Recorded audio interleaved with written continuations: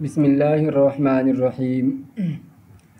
آج ہم آپ کے سامنے جدید جغرافیہ صوبہ اتر پردیش جو مکاتب اسلامیہ کے درجہ پنجم کے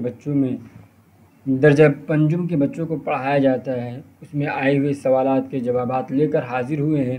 آپ دیکھیے سوال نمبر 1، اتر پردیش کی فصلوں کے نام بتاؤ۔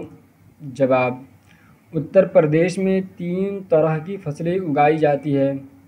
وہ 3 طرح کی فصلیں کیا ہے؟ دیکھیے، ربیع کی فصلیں میں کیا کیا پیدا ہوتا ہے؟ گیہوں، جو، چنا، مٹر، سرسوں۔ نمبر 2، خریف کی فصلیں جو ہے دھان ہے، مکئی، جوار، باجرہ، مونگ، ارہر۔ نمبر 3 پہ زائد فصلیں کیا کیا ہے؟ تربوز، خربوز، سبزیاں، ککڑی۔ اب سوال نمبر 2 دیکھیے، خریف کی فصل میں کیا کیا اگایا جاتا ہے؟ جواب: خریف کی فصل میں دھان، مکئی، جوار، باجرہ، مونگ اور ارہر اگائی جاتی ہے۔ سوال نمبر 3، ربیع کی فصل کی اہم پیداوار کیا ہے؟ جواب: ربیع کی فصل کی اہم پیداوار میں گیہوں، جو، چنا، مٹر اور سرسوں شامل ہے۔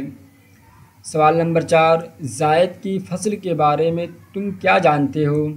جواب: زائد فصلیں گرمیوں میں مارچ سے مئی کے درمیان اگائی جاتی ہے۔ اس میں خاص طور پر خربوزہ، تربوز، ککڑی اور مختلف سبزیاں شامل ہیں۔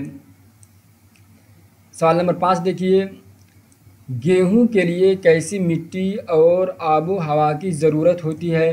جواب: گیہوں کے لیے دومٹ مٹی، ٹھنڈی آب و ہوا اور مناسب مقدار میں پانی کی ضرورت ہوتی ہے۔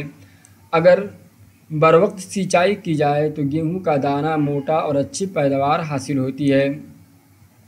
سوال نمبر 6، اتر پردیش میں گیہوں کہاں زیادہ پیدا ہوتا ہے؟ جواب: اتر پردیش میں گیہوں صوبے کے تقریباً تمام میدانی علاقوں میں پیدا ہوتا ہے، سوائے دکنی، پہاڑی اور پٹھاری علاقوں کے۔ سوال نمبر 7، پھلوں کا راجا کس پھل کو کہتے ہیں؟ جواب: آم کو پھلوں کا راجا کہتے ہیں۔ سوال، اپنے صوبہ میں پیدا ہونے والے کچھ مشہور پھلوں کے نام بتاؤ۔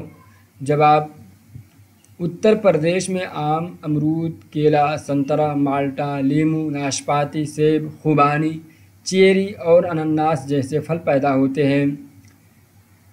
جغرافیہ کے سبق نمبر 6 میں آئے ہوئے سوالات کے جوابات پورے ہو گئے، اللہ تعالیٰ کے فضل و کرم سے۔